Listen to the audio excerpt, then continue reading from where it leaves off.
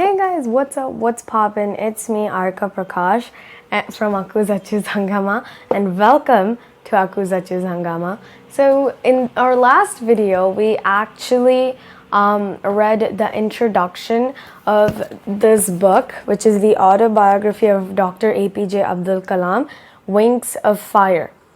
I'll just give you a closer look.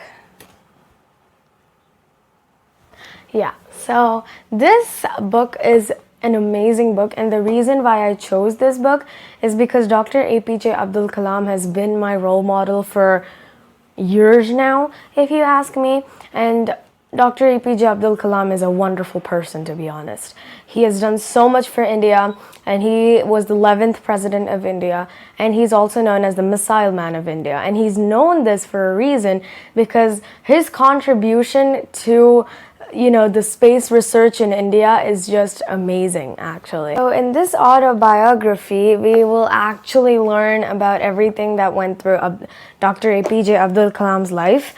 And this autobiography is actually written by Arun Tiwari. So in our last video, we did the introduction, while in this video, we're going to move on from the introduction. So as we read the introduction, we'll start with the chapters. Chapter 1. Orientation. The earth, to him, belong those vast and boundless skies, both seas within him rest, and yet in that small pool he lies. By Atharva Veda, Book 4, Hymn 16. Chapter 1. I was born into a middle-class Tamil family in the island town of Rameshwaram in the East Madras state. My father, Jalaluddin, has neither much formal education nor much wealth. Despite these disadvantages, he possessed great innate wisdom and a true generosity of spirit. He had an ideal helpmate in my mother, Ashiyamma. I do not recall the exact number of people she fed every day, but I'm quite certain that far more outsiders ate with us than all the members of our own family put together. My parents were widely regarded as the ideal couple. My mother's lineage was the more distinguished, one of her forebears having been bestowed the title of Bahadur by the British. I was one of the many children, a short boy with rather undistinguished looks, born to tall and handsome parents. We lived in our ancestral house, which was built in the middle of the 19th century. It was a fairly large pakka house made of limestone and brick on the Mosque Street in Rameshwaram. My austere father used to avoid all inessential comforts and luxuries. However, all necessities were provided for in terms of food, medicine, or clothes. In fact, I would say that my childhood was secure, both materially and emotionally. I normally ate with my mother sitting on the floor of the kitchen. She would place a banana leaf before me on which she ladled rice and an aromatic sambar, a variety of sharp, homemade pickles, and a dollop of fresh coconut chutney. The famous Shiva temple, which made Rameshwaram so sacred to pilgrims, was about a 10-minute walk from our house. Our locality was predominantly Muslim, but there were quite few Hindu families too, living amicably with their Muslim neighbors. There was a very old mosque in our locality where my father would take me for evening prayers. I had not the faintest idea of the meaning of the Arabic prayers chanted, but I was totally convinced that they reached God. When my father came out of the mosque after prayers, people of different religions would be sitting outside waiting for them. Many of them offered bowls of water to my father, who would dip his fingertips in them and say a prayer. This water was then carried home for invalids. I also remember people visiting our home and offered thanks for being cured. My father always smiled and asked them to thank Allah, the benevolent and merciful. The high priest of Rameshwaram temple, Pakshi Lakshmana Sastri, was a very close friend of my father's. One of the most vivid memories of my early childhood is one of the two men, each in his traditional attire, discussing spiritual matters. When I was old enough to ask questions, I asked my father about the relevance of prayer. My father told me there was nothing mysterious about prayer. Rather, prayer made possible a communion of the spirit between people. When you pray, he said, you transcend your body and become a part of the cosmos, which knows no division of wealth, age, caste, or creed. My father could convey complex spiritual concepts in very simple, down-to-earth Tamil. He once told me, in his own time, in his own place, and what he really is, and in the stage he has reached, good or bad, every human being is a specific element within the whole manifest divine being. So why be afraid of difficulties, sufferings, and problems when troubles come? Try to understand the relevance of your sufferings. Adversity always presents opportunities for introspection. Why don't you say this to the people who come to you for help and advice? I asked my father. He put his hands on my shoulders and looked straight into my eyes.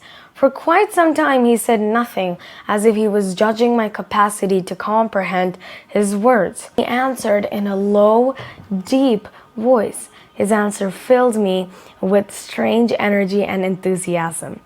Whenever human beings find themselves alone, as a natural reaction, they start looking for company.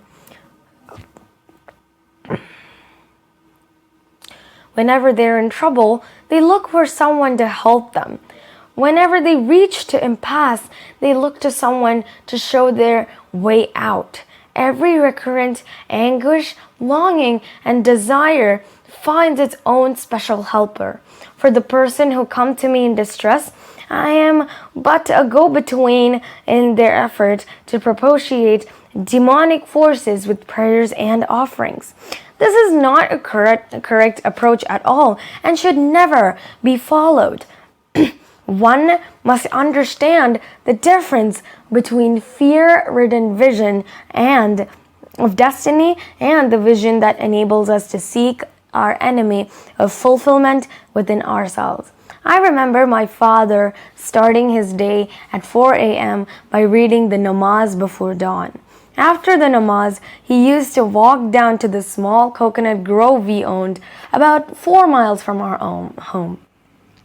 He would return with a dozen of coconuts tied together, thrown over his shoulder, and only then would he have his breakfast. This remained his routine even when he was in his late 60s. I have throughout my life tried to emulate my father in my own world of science and technology. I have endeavored to understand the fundamental truth revealed to me by my father and feel convinced that there exists a divine power that can lift one up from confusion, misery, melancholy, and failure, and guide one to one's true place. And once an individual severes his emotional and physical bondage, he is on the road to freedom, happiness, and peace of mind. I was about 6 years old when my father embarked on the project of building a wooden sailboat to take pilgrims from Rameshwaram to Dhanishkodi, also called Sittukare, and back. He worked at building the boat on the seashore with the help of a relative, Ahmad Jalaluddin, who later married my sister Zuhara. I watched the boat take shape. The wooden hull and bulkheads were seasoned with heat from the wood fires. My father was doing good business with the boat when one day a cyclone bringing winds of over 100 miles per hour carried away our boat, along with some of the landmass of Sittukare. The Pambam bridge collapsed with a train full of passengers on it. Until then, I had only seen the beauty of the sea. Now its uncontrollable energy came as a revelation to me. By the time the boat met its untimely end, Ahmad Jalaluddin had become a close friend of mine despite the difference in our ages. He was about 15 years older than me and used to call me Azad. We used to go for long walks together every evening. As we started from Mosque Street and made our way towards the sandy shores, the atmosphere of Rameshwaram, with its flocking pilgrims, was conducive to such discussion. Our first half would be at the same reverence as any pilgrim from a distant part of a country. We felt a flow of energy pass through us. Jalaluddin would talk about God as if he had a working partnership with him. He would present all his doubts to God as if he were standing nearby to dispose of them. I would stare at Jalaluddin and then look towards the large groups of pilgrims around the temple, taking holy dips in the sea, performing rituals, and reciting prayers with a sense of respect towards the same unknown whom we treated as the formless Almighty. I never doubted that the prayers in the temple reached the same destination as the ones offered in our mosque. I only wondered whether Jalaluddin had any special connection to God. Jalaluddin's schooling had been limited, principally because of his family's straitened circumstances. This may have been the reason why he always encouraged me to excel in my studies and enjoy my success seriously. Never did I find the slightest trace of resentment in Jalaluddin for his deprivation. Rather, he was always full of gratitude for whatever life had chosen to give him. Incidentally, at the time I spoke of, he was the only person on the entire island who could write English. He wrote letters for almost anybody in need, be they letters of application or otherwise.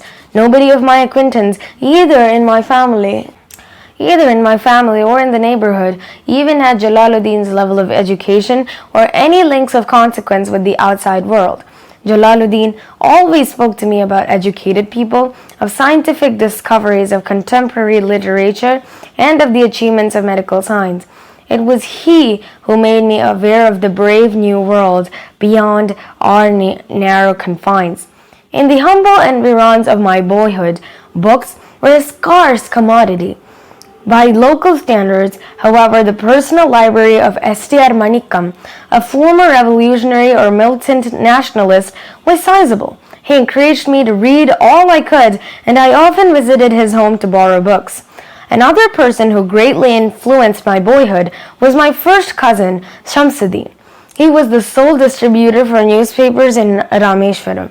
The newspapers would arrive in Rameshwaram station by the morning train from Pamba, catering to the reading demands of the 1,000-strong literate population of Rameshwaram town. These newspapers were mainly bought to keep abreast of current developments in national independence movement, for astrological references, or to check bullion rates prevailing in Madras. A few readers with a more cosmopolitan outlook would discuss Hitler, Mahatma Gandhi, and Jinnah. Almost all would finally flow into the mighty political current of Periyar E.V. Ramaswamy's movement against high-caste Hindus. The nominee was the most sought after the newspaper. Since reading the printed matter was beyond my capacity, I had to satisfy myself with glancing at the pictures in the newspaper before Shamsuddin delivered them to his customers. The Second World War broke out in 1939 when I was 8 years old. For reasons I've never been able to understand, a sudden demand for tamarind seeds erupted in the market. I used to collect the seeds and sell them to a provision shop on Mosque Street. A day's collection would fetch me the princely sum of 1 anna. Jalaluddin would tell me stories about the war which I would later attempt to trace in headlines in Dinamani. Our area, being isolated, was completely unaffected by war, but soon India was forced to join the Allied forces and something like a state of emergency was declared. The first casualty came in the form of a suspension of the train halt at Rameshwaram station. The newspapers now had to be bundled and thrown out from the moving train on the Rameshwaram road between Rameshwaram and Dhanushkodi. That forced Shamsuddin to look for a helping hand to catch the bundles, and as if naturally I filled the slot. Shamsuddin helped me earn my first wages. Half a century later, I could still feel the surge of pride in earning my own money for the first time. Every child is born with some inherited characteristics into a specific socio-economic and emotional environment and trained in certain ways by figures of authority. I inherited honesty and self-discipline from my father, from my mother, and I inherited faith in goodness and deep kindness, and so did 3 of my brothers and sister. But it was the time I spent with Jalaluddin and Shamsuddin that perhaps contributed most to the uniqueness of my childhood and made all the difference in my later life. The unschooled responsive to non-verbal messages that I can unhesitantly attribute my subsequently manifested creativity to their company in my childhood. I had 3 close friends in my childhood, Ramananda, Sastri Aravindan, and Shiva Prakashan. All these boys were from Orthodox Hindu Brahmin families. As children, none of us ever felt any difference among ourselves because of our religious differences and upbringing. In fact, Ramananda Shastri was the son of Pakshi Lakshmana Shastri, the high priest of the Rameshwaram temple. Later, he took over the priesthood of the Rameshwaram temple from his father, Aravindan, went into the businesses of arranging transport for visiting pilgrims, and Shiva Prakashan became a catering contract for the Southern Railways.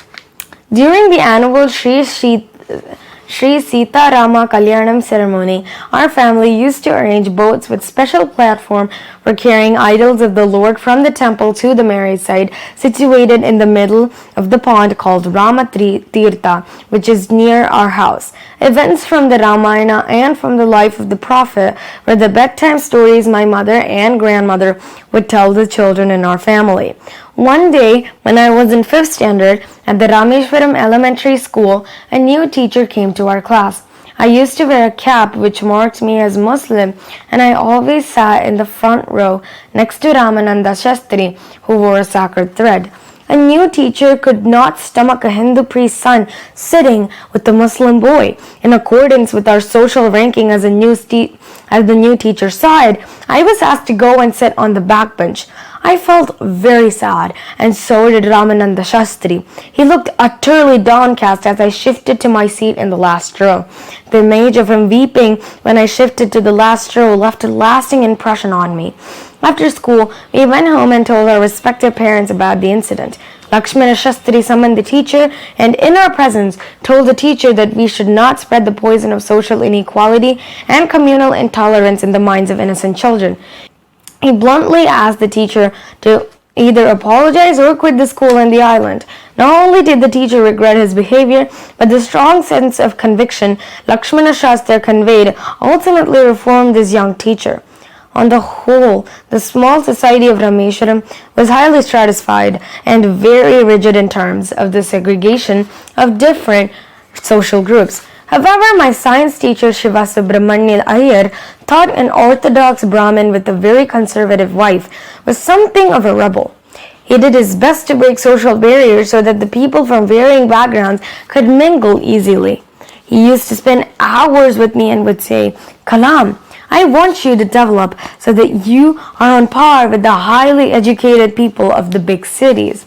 On one day, he invited me to his house for a meal. His wife was horrified at the idea of a Muslim boy being invited to dine with a ritually poor kitchen. She refused to serve me in her kitchen. Shiva Subramania Iyer was not perturbed, nor did he get angry with his wife, but instead served me with his own hands and sat down beside me to eat his meal. His wife watched us from behind the kitchen door. I wondered if she had observed any difference in the way I eat rice, drank water, or cleaned the floor after my meal. When I was leaving his house, Shiva Subramania Iyer invited me to join him for dinner again the next weekend. Observing my hesitation, he told me not to get upset, saying, "Once you decide to change the system, such problems have to be confronted." When I visited his house next week, Shiva Subramanya Iyer's wife took me inside her kitchen and served me food with her own hands. Then the Second World War was over and India's freedom was imminent.